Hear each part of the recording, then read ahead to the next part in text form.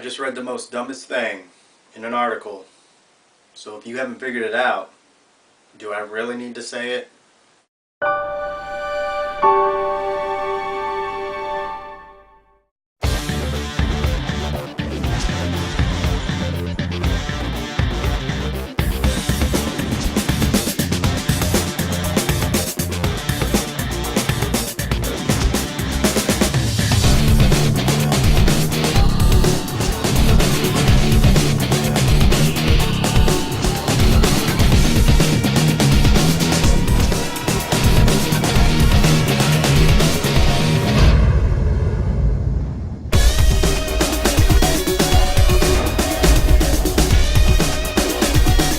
Alright, so the Red Cross is scrutinizing crime in video games. Or saying that there are crimes in video games, I guess. I'm not really sure. It's kind of retarded when you see this.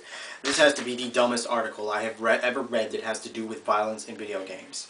I mean, this, like, to me makes Jack Thompson almost look like a saint. I'm serious, dude. This is, like, completely retarded. At least he was never retarded enough to do something like this, unless he just didn't think of it. Because he probably would have. Alright, so if you're unfamiliar, this has to do with the Geneva, and I'm totally going to pronounce it incorrectly. I think it's like the Huga Conventions. You know, torture, that type of thing won't be done, basically. Alright? They're saying that basically those two conventions need to apply to video games. Which basically means that video game developers wouldn't be able to create a war game giving the player the ability to kill a civilian or torture a civilian or a captured enemy. And I find this kind of completely ridiculous. Even I went and I told my mom about this. And she was like, that's completely retarded. And she's like 50-some years old. So, my mom, does she play video games? Yeah, but she plays like little kiddie games like Disney and movie-based like Shrek and whatnot. She doesn't like Grand Theft Auto, but she doesn't believe that, you know, it's going to make your child go to school and kill everybody. So moving on to the topic at hand. To read a quote real quick, or at least part of it, in computer and video game violence is often shown the player becomes virtually violent. According to the study. I like that. The last part, according to the study. Because how many studies have there been trying to prove that violence will affect the human brain? When in reality, does it affect it? Yes. But does it affect it in the way that everyone thinks it affects it? Like it's going to make a person more violent? Or it, you know, causes them to become violent? No. No. Completely retardation right there. The practically complete absence of rules or sanctions is nevertheless astonishing. Civilians or projected objects such as churches or mosques can be attacked with impunity.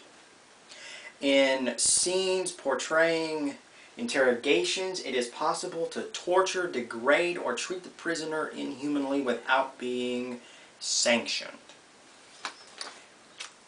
I'm just going to throw that piece of paper down there because that says just how ridiculous this is. Come on, people. It is a game. I mean, here. I got an idea for the Red Cross. Why don't you go and buy Medal of Honor, Call of Duty, and every other war game that's ever come out, and why don't you interview the victims that have been killed? Oh wait, you can't, because they're fake. They're not going to reply back to you. They don't give a shit. They are fake. Fictional. They're not real. Now, regardless if they're based on a real person, which I don't really think that the games actually portray real people in those particular times of these different war games. It's completely ridiculous. Completely absurd.